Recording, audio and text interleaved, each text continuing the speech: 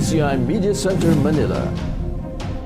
Welcome back to the new PCI Daily Live News Roundup, brought to you by Philippine-Canadian Inquirer, the only Filipino-Canadian newspaper distributed across Canada.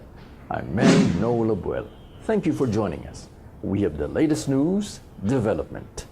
In the news, DOJ issues subpoenas against 8 tagged in South Korean slay. The Department of Justice on Monday issued subpoenas against 8 individuals linked to the death of South Korean businessman Ji Ik-chu following an Angeles City Regional Trial Court judge's directive to the DOJ to conduct a reinvestigation in Ji's kidnapped slay case. DOJ summoned SPO3 Ricky Santa Isabel, former PNP Anti-Illegal Drugs Group Pampanga Head Superintendent Rafael Dumlao, SPO4 Roy Villegas, SPO4 Ramon Yalong, PO2 Christopher Baldovino, National Bureau of Investigation Striker Jerry Omblang, Gerardo Ding Santiago, and Christopher Alan Grunberg. Santiago is a retired cop and owner of Dream Funeral Services, where G's remains were cremated, while Grunberg is the owner of Nissan Exalta that was allegedly in a convoy of the vehicles used in kidnapping G.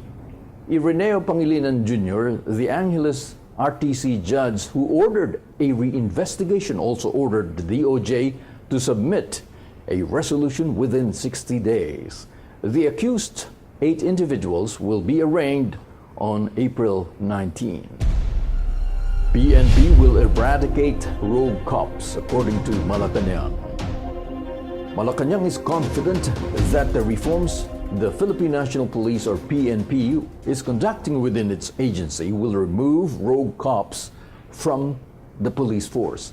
Presidential spokesman Ernesto Abella said that the President's order to PNP Chief Ronald Bato de la Rosa to abolish PNP's anti-illegal drug unit shows zero tolerance policy against corruption within the organization.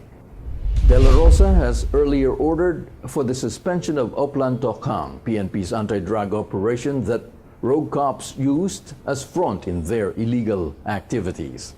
Dr. Agnes Calamard, United Nations Special Rapporteur on Extrajudicial Summary of Arbitrary Executions, welcomed the administration pause of its war on drugs, but stressed that, quote, investigation of all unlawful death, accountability, and reparation must be conducted.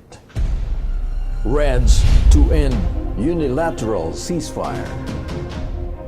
The Communist Party of the Philippines, or CPP, announced on Wednesday that it will end its unilateral ceasefire on February 11 following the administration's failure to release all political prisoners and the military's intrusion on rebel-occupied areas. According to CPP and its military arm, the New People's Army, the separately declared ceasefire will end on February 11, 5 months after its declaration. However, CPP stressed that it continues to support peace negotiations between the two parties. Secretary of National Defense Delfin Lorenzana said that the military will continue to enforce a ceasefire. Meanwhile, Presidential Peace Advisor Jesus de Rosa was dismayed over CPP's decision that followed when the parties agreed to discuss a bilateral ceasefire. And that's the roundup news for today from PCI Media Center, Manila. PCI Daily Live News Roundup is brought to you by CanadianInquirer.net, where you can browse for the latest news development with complete stories anytime. With our Philippine news team here in Manila, Kat Padilla, our news editor, Gino Alcantara, graphics designer and video editor, I'm Manny Noel Abuel. Thank you for joining us. We'll see you again tomorrow. Goodbye.